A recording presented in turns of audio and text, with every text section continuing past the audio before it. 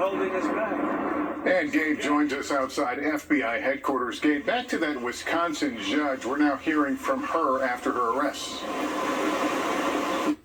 She just released a written statement saying that she's committed herself to the rule of law and principles of due process for her entire career, adding that she looks forward to being exonerated.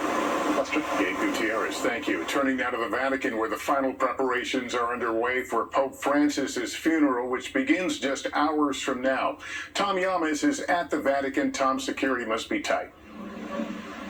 It is, Lester. Good evening. The funeral will be filled with ancient traditions, but the security will be very high-tech. Cameras, drones, and police officers, thousands of them, protecting not only the public, but heads of state that tonight are arriving in Rome.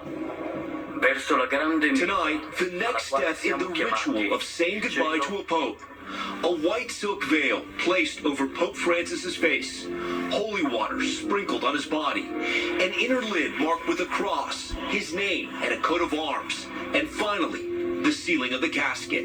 Before this moment, the Vatican saying over the last 3 days, 250,000 people have passed through. Outside, the line so long, tensions were high. This group told it was too late, no more visitors. But then, in the spirit of Pope Francis, those shut out were let in. They ran to line up and say goodbye. Earlier, we witnessed the crowd surge. Today, on the last day of public viewing, the crowds have exploded in size. They stretch as far as the eye can see behind me.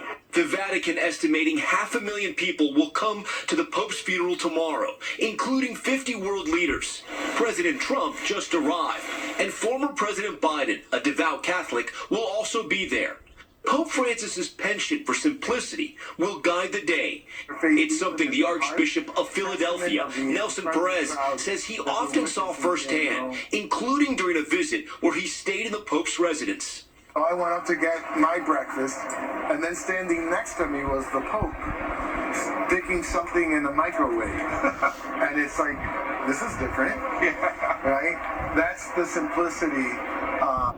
He didn't change. He was the Pope, but he didn't change. No, he didn't. Greg Burke, an American, spent 5 years working closely with Pope Francis, including as his chief spokesman.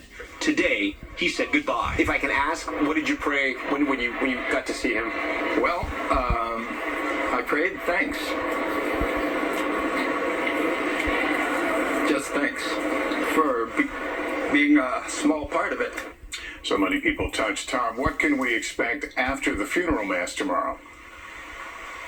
Well, Lester, the world's going to see something that hasn't happened in more than 100 years. Pope Francis is not going to be buried here, but rather in a basilica a few miles away. So there will be a procession that will wind through the eternal city at a walking pace because it's expected to be thousands of people lining the streets waiting to say goodbye to Pope Francis. All right, Tom Yamas tonight. Thank you. Now to the new turmoil inside the